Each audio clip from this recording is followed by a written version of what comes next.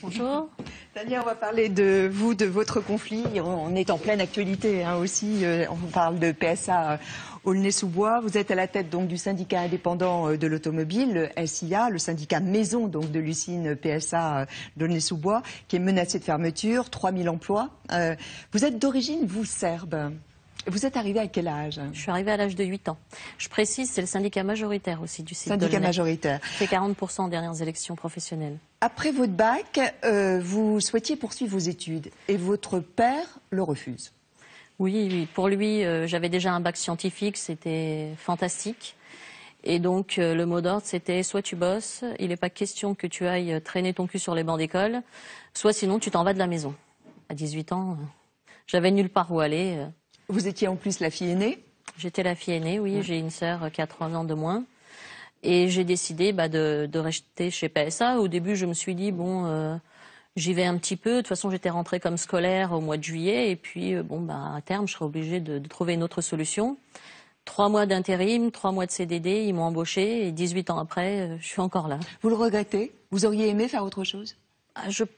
Je regrette pas. Enfin, j'ai un regret par rapport à parce que moi je voulais être expert comptable. Voilà, j'avais d'autres ambitions.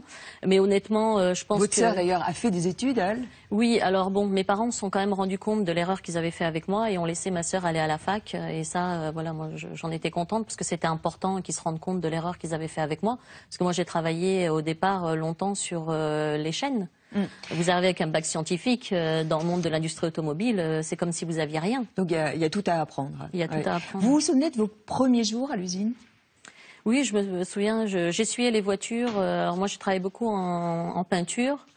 Le bâtiment peinture, j'essuyais les voitures juste avant qu'on mette l'après qui permet de bien étendre la peinture et de rendre les voitures brillantes et belles. D'accord. Et ensuite, vous avez travaillé même à la peinture elle-même, non? Avec le pistolet? Oui. Alors j'étais peintre en cabine. C'était une grande fierté pour moi parce qu'en fait, après avoir été embauchée, j'étais à l'essuyage juste avant la cabine des lacs et ça me plaisait pas du tout. Je m'ennuyais. J'avais 2 collègues qui discutaient dans leur langue et ils rigolaient. Alors des fois, je me demandais s'ils se moquaient de moi parce qu'il y a très peu de femmes dans ce monde-là. Il y a 10% de femmes sur le site d'Aulnay.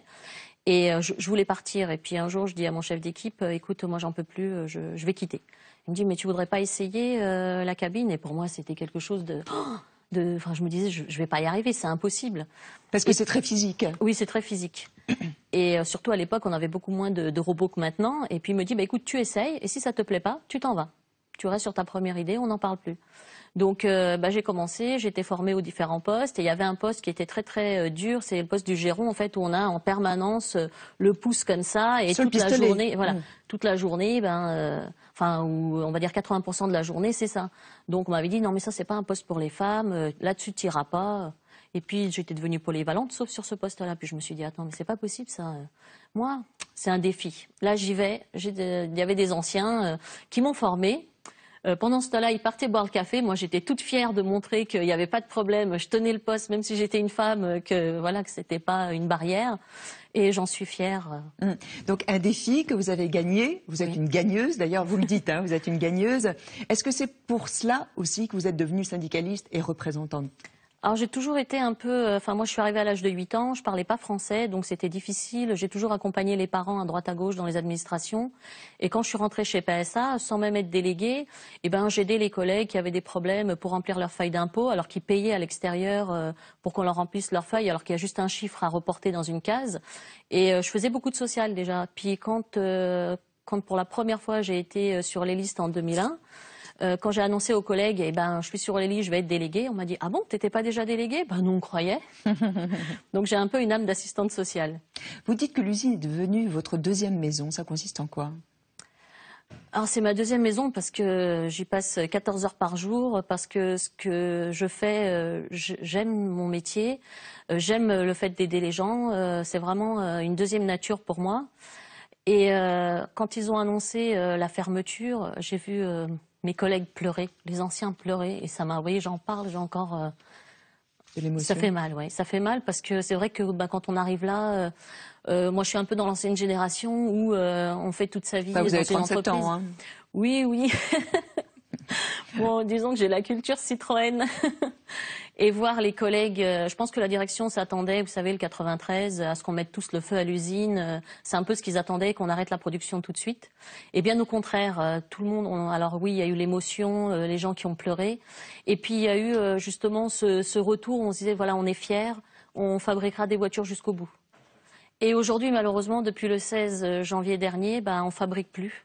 Alors notre combat, il dure depuis un petit peu plus longtemps que celui d'Édouard, mais bon, à 2 mois près. Nous, en juin 2011, la CGT dévoile un document secret dans lequel ils indiquent la fermeture du site. Au début, honnêtement, je me suis dit peut-être que c'est un trucage.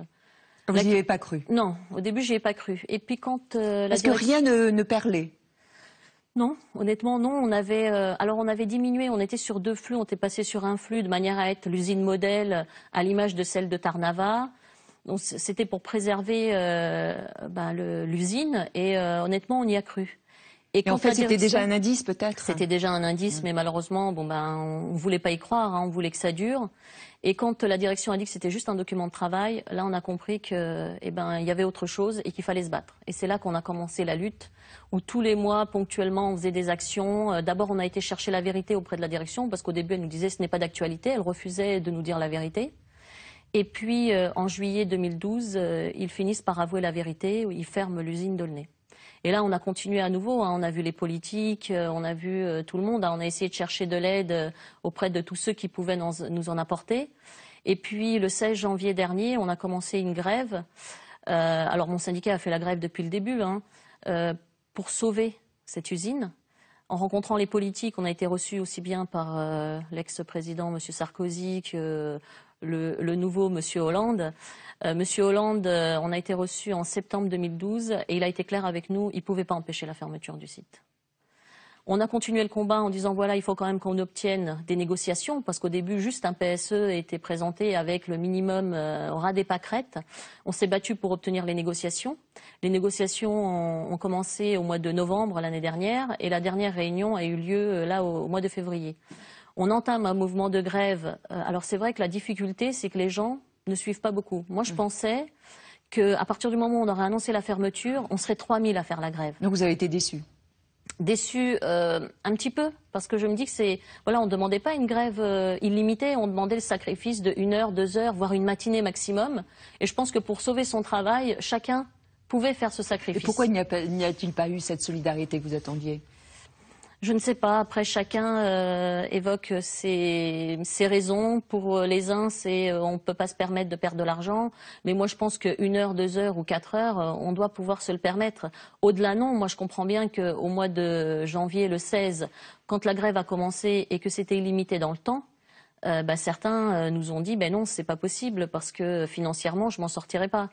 Ce qui a fait sortir le SIA, syndicat majoritaire du mouvement, c'est que dans les grévistes, une poignée s'est mise à casser l'outil de travail, à insulter les collègues, à jeter des boulons, des fioles de pisse. On a vu des trucs aberrants. Et ça, c'est pas du tout dans notre culture. Ça, vous cautionnez pas cette violence? Absolument pas.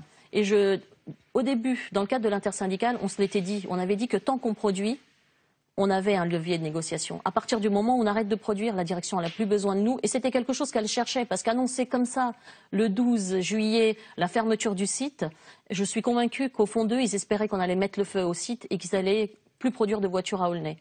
Et aujourd'hui, depuis le 16 janvier, on ne produit plus. Et je trouve que j'ai un regret qu'il n'y ait pas eu une meilleure unité et qu'on n'ait pas su préserver l'outil de travail et garder ce levier de négociation. Il y avait une suggestion qui avait été faite par un salarié qui s'appelle Manu, qui avait dit il faut les fabriquer, les voitures, et ensuite on les séquestre. On ne les laisse pas partir chez le client, c'est là que le fric il est, on fait dormir le pognon, et là ils vont nous écouter. Et ça, vous ne l'avez pas fait? On n'a pas pu le faire. La dissidence syndicale a fait que les uns ont choisi de faire une grève illimitée avec des débordements de comportement. Et moi, les gens avec qui je bois le café, avec qui je discute, je ne peux pas demain les insulter, appeler chez eux, menacer leurs femmes et leurs gamins, juste pour les faire adhérer à la lutte. Ça fait pas partie de nos idéaux. Vous n'êtes plus en grève, vous? Non, moi j'ai repris le travail et aujourd'hui, ma principale préoccupation, c'est l'avenir des salariés d'Aulnay. Comment trouver une solution pour chacun? Comment faire en sorte que chaque salarié puisse savoir ce qu'il a choisi? Notre principale préoccupation aujourd'hui, c'est retrouver un CDI ou garder notre CDI au sein du groupe. Et non pas partir avec de l'argent? Bah, il faut un petit peu d'argent, vous savez, c'est comme dit la chanson, c'est la monnaie qui dirige le monde. Mais le plus important, c'est un emploi. La majorité des salariés d'Holness, ce qu'ils veulent, c'est garder un CDI et pouvoir assurer l'avenir de leur famille. Parce que le banquier, lui, il cherche pas à savoir pourquoi, comment, qu'est-ce qui se passe. Lui, ce qu'il veut, c'est quand il prélève, il faut qu'il y ait de l'argent sur le compte. Et si vous n'avez pas d'argent, la misère, elle arrive vite. Le banquier, il vous assomme avec les agios, avec tout ce qu'il peut. Et tout bascule. Et oui, et tout bascule et on peut vite se retrouver sous les ponts.